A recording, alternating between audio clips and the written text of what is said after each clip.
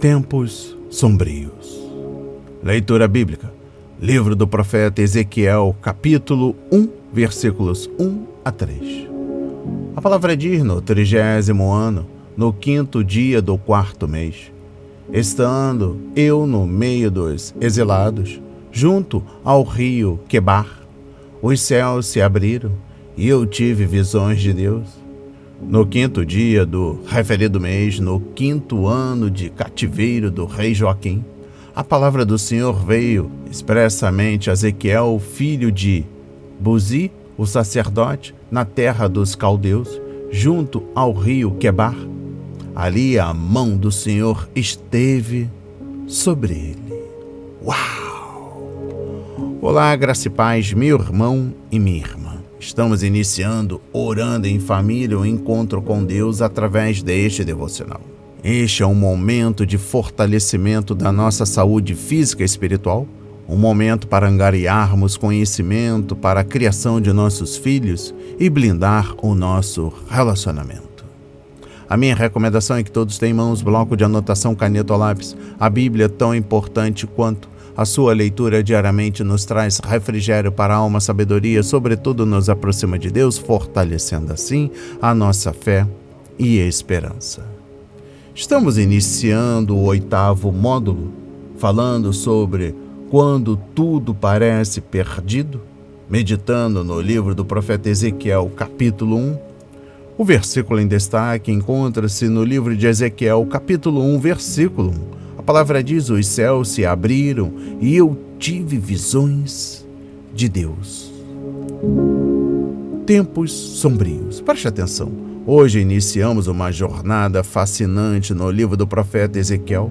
Ao longo deste mês, quero desafiá-lo a ler até o capítulo 24 deste livro profético.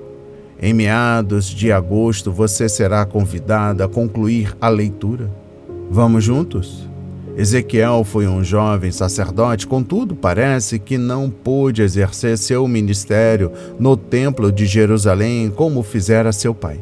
Ele viveu em tempos sombrios. A Babilônia emergia como novo império dominante em todo o Oriente, fazendo cair um império assírio e depois vencendo os egípcios, que tentaram aproveitar-se da situação para voltar a impor seu domínio sobre as regiões circunvizinhas. Jerusalém estava posicionada geograficamente entre a Babilônia ao norte e o Egito ao sul.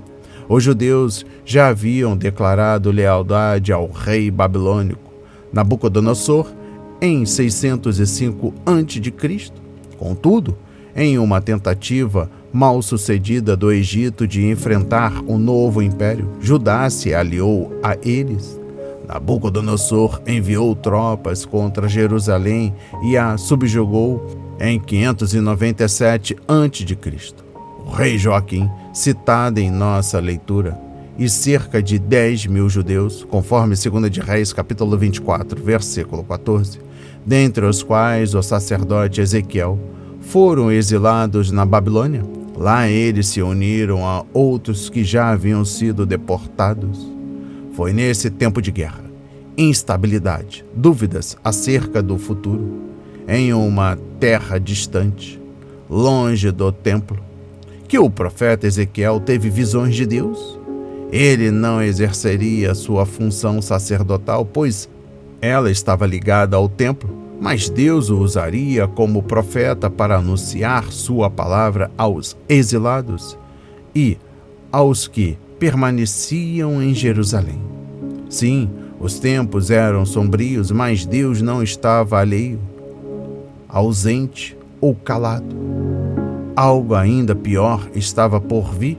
Havia uma mensagem urgente, mas as pessoas ouviriam? Havia uma mensagem urgente, mas as pessoas ouviriam? Eis aqui uma pergunta para reflexão. Palavras que alimentam.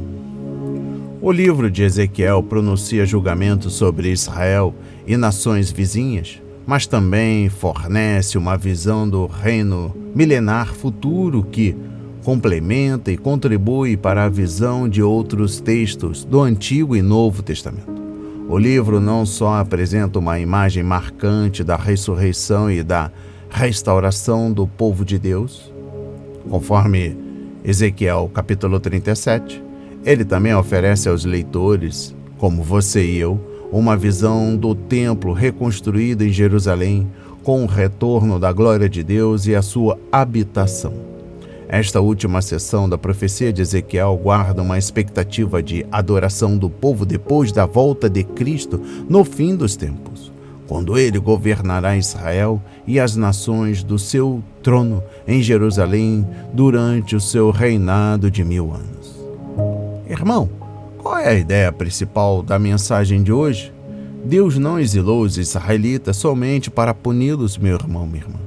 Deus nunca foi e nem está agora interessado em punição por si só. Ao contrário, ele pretendia que a punição ou julgamento dos dias de Ezequiel fosse como o meio para um fim e de levar o seu povo a um estado de arrependimento e humildade diante do único Deus verdadeiro.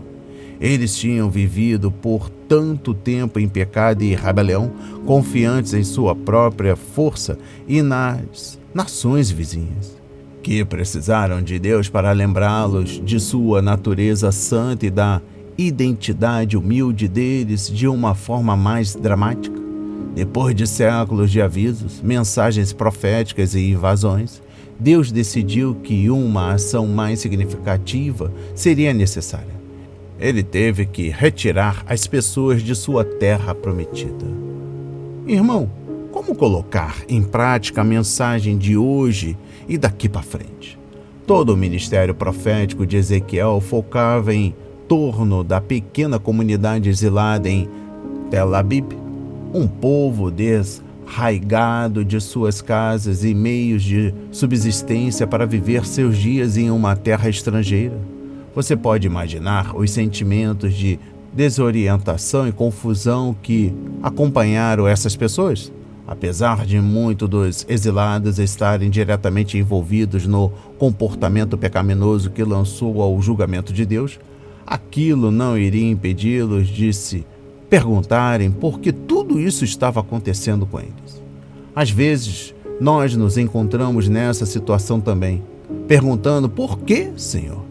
E esperando a resposta em silêncio.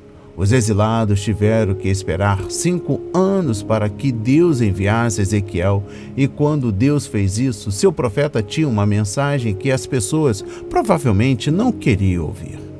Deus é o Senhor do céu e da terra, e o julgamento que eles estavam experimentando era o resultado de seu próprio pecado. O livro de Ezequiel nos lembra de procurar o Senhor naqueles tempos sombrios quando nos sentimos perdidos, para examinarmos as nossas próprias vidas e nos alinharmos com o único e verdadeiro Deus. Você quer fazer isso a partir de hoje? Reflita. Recebam essas palavras em nome de Jesus. A palavra de hoje foi semeada para corações quebrantados para a honra e a glória do Senhor. Vamos falar com Deus. Pai amado, bendito Senhor, meu Deus e meu Pai Jesus Cristo, amado Mestre. Obrigado porque Tu falas em momentos difíceis conosco, Pai, quando não entendemos o que está acontecendo. Pedimos misericórdia vinda do Seu amor para conosco. Muito obrigado por tudo, porque até mesmo nas circunstâncias mais difíceis da vida, nós sentimos a Sua presença, ó Pai, bondoso Pai.